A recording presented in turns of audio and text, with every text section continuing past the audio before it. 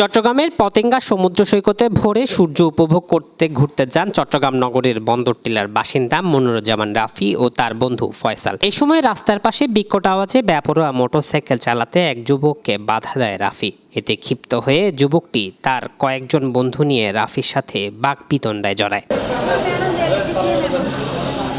পরে রোববার ভোররাত 4টার দিকে পতেঙ্গা সমুদ্র সৈকত এলাকায় বাসায় ফিরে যাওয়ার পথে রাফিও ও তার বন্ধুদের ছুরিকাঘাত করে পালিয়ে যায়। পরে স্থানীয়রা গুরুতর আহত অবস্থায় রাফিকে উদ্ধার করে চট্টগ্রাম মেডিকেলে নিয়ে গেলে সে মৃত্যুবরণ করে। আমার ছেলে মোটরসাইকেল নিয়ে এসে সিবিএস বেড়াতে গেছে বন্ধু বান্ধবকে নিয়ে, মোটরসাইকেলে হর্ন চিপছে, আওয়াজ বা কথা কাটাকাটি হয়েছে, যা কিছু হয়েছে আওয়াজ ইয়া করে দিচ্ছে, মীমাংসা করে দিচ্ছে কেন লোকজন বা সার দোকানদার এরা।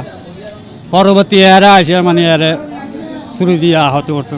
আমার ছেলে আমি উপযুক্ত বিশ্বাস চাই, যে কেউ আমি আপনাদের মাধ্যমে এর কাছে বিশ্বাস। ভোরবেলা ঘটনা ঘটে, তো যখন আমার বলতেছে ফোন দিল, তো আমি ফোনে বলতেছি কী সমস্যা, বলতেছে এরকম মারা গেছে।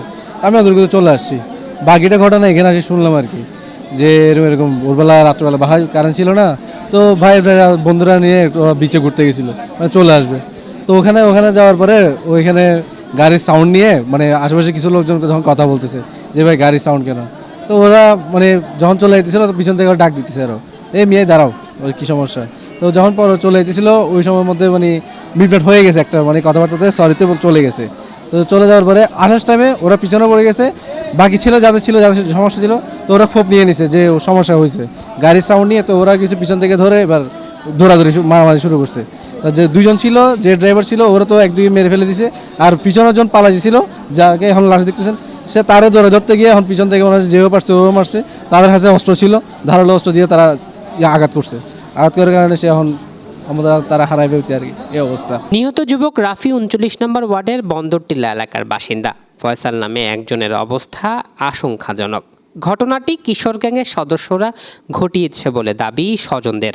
এক পর্যায়ে আসলে তাদের মধ্যে হাতাহাতি হয়, হাতাহাতির পরবর্তী সময়ে তারা এটা মীমাংসার চেষ্টা করে। ইন দ্য মিন টাইম বাইরে থেকে কিছু ছেলে পেলে যে তাদের উপরে হামলা করার কারণে দুইজনকে ছুরিকাহত করে। ছুরিকাহত হওয়ার পরে একজনকে স্থানীয় লোকজনের সহায়তায় হাসপাতালে প্রেরণ করা হয়। পরবর্তীতে পুলিশ ঘটনাস্থলে গেলে পুলিশের সহায়তায় আরেকজনকে হাসপাতালে প্রেরণ করা হয়। হাসপাতালে আসার পরে আমরা জানতে পারি যে একজন মৃত, রাফি নামের ছেলেটার মৃত হয়েছে। এ বিষয়ে আমরা জিজ্ঞাসাবাদের জন্য কয়েকজনকে নিয়ে এসেছি, জিজ্ঞাসাবাদ চলছে, বিস্তারিত আপনাদেরকে পরে জানাতে পারবো। কথা কাটাকাটির বিষয়টি তাৎক্ষণিকভাবে সমাধান হলেও ঘণ্টাখানেক পর এক পক্ষের কয়েকজন যুবক প্রতিপক্ষের উপর হামলা চালায়। এতে ছুরিকাঘাতে রাফি নিহত হয়। জুলকার নাইন, দৈনিক আজাদী।